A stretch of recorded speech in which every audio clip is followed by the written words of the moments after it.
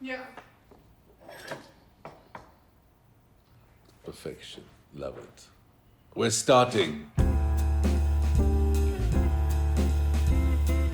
See, I would have never done this on my own. I would have never had the courage to say, oh my God, I'm taking 4 weeks off and sitting at home. And in that, I discovered something that was completely, almost now alien. So you have to have that introspection.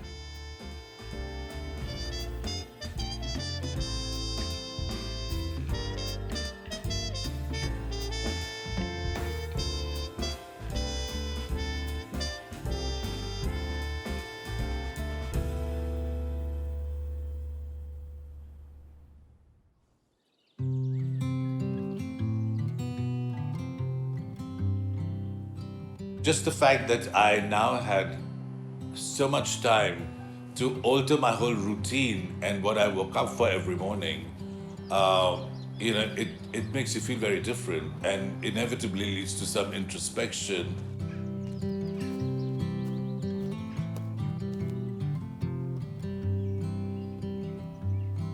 I was with nature, I was walking, I was reading, I saw a few films, I talked to friends of mine.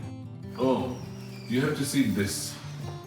This is an amazing book. These are the nest gatherers. Everyone's got so used to leading a preconditioned idea about what life should be and what the ladder is and what success means. And along the way, you've got so fogged and clouded that you're doing whatever, something else, and you're on this treadmill. So this was an opportunity for everybody in whatever way, hit pause and think about the life you want to live. I began to think of fashion and what fashion we needed to lead this life, as opposed to just this very extravagant, beautiful, however fine fashion that is for big weddings and parties. So many questions came up at once. What would be the purpose of myself as a designer? What is the purpose of my company?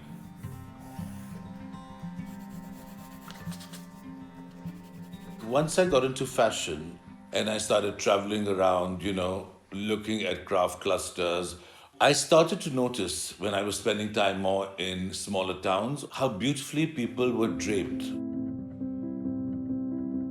And it started to create a form in my head. There was amazing, almost like a ballooning of fabric, and it was sensual, like a beautiful sari. To try and be able to create these forms in contemporary clothing. So it's not only about embellishment and textile, but also replicating some of the forms that only we Indians did.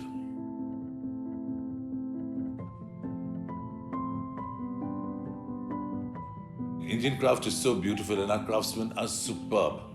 And it goes from textile to techniques and also to, of course, all the surface embellishment that we do, which is just almost mind-blowing, not just for what they do, but to have the patience and the resilience to sit there and sometimes work on something beautiful for a year. I mean, I've loved the way we've used chicken curry in a light and contemporary way. I think that's my favorite because also it becomes like textile.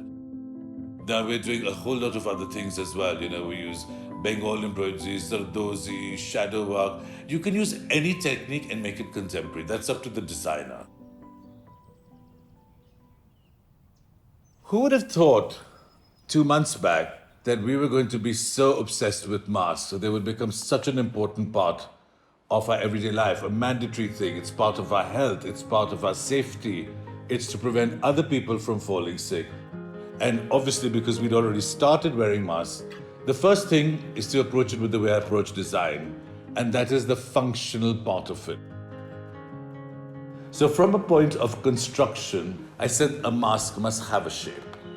I needed it to sit on either side of the nostril, the nose.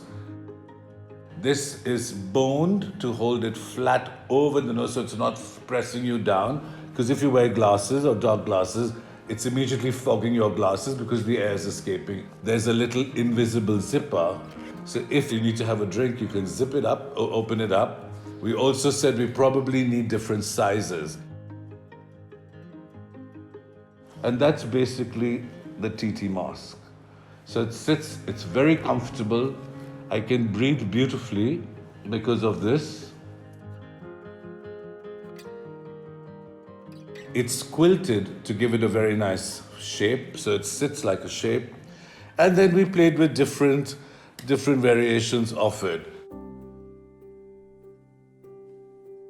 And this was a little fun one where we took our Swarovskis, the fun thing, the little faux mouth, because we saw a video of this woman wearing a mask in the Middle East and then she did a whole face up. It looked really amazing. If she was to do that on this, she would be, I dare say, almost perfect, because from a distance it would give the illusion that she just had a face on. And I think that's going to be the future of masks as well. And then we did one last one where, for women who want to hide this ugly strap, you can match your print or the fabric, and this will sit over it. So this holds it over your ears, but then this fabric, you just tie it, and it can be longer, it can be shorter, it can be done to match a scarf. We're thinking of clever ways where the mask becomes a really fun accessory, and it's not just a medical necessity, but soon, like everything else that we humans have done, a thing of beauty to complement you, to make you feel better, and to mask you if you need it, and to keep you safe most of all. Through this life, through what we push ourselves to be, what we've tried to position ourselves, or, the whole treadmill, I think a lot of masks have come on as we just go without feeling, into whether ours or somebody else's dream of how a life should be lived and what should be accomplished and what are the measures of accomplishment. When you reflect, you're going to try and live differently, you will create differently. I think there's got to be a greater connect to our own selves and our roots and our own culture. And so by going inward and closer to oneself, I think therefore, metaphorically, one has removed many masks in this time while creating a physical mask. Better physical mask than masking your whole self forever.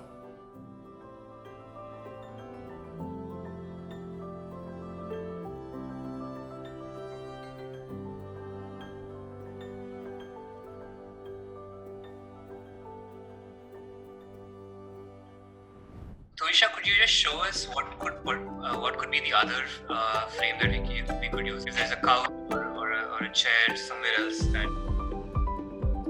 Niyanta, can you switch your video on for Tarun? Each section will be shot on 4K 60 frames. I'll be holding the second camera. So how do you want me to? So the perspective of the shot is perfect. You just need to go a little bit closer, but that's it. 1, 2, 3, 4. And if you can just give a clap once before you answer this. Do I have to clap?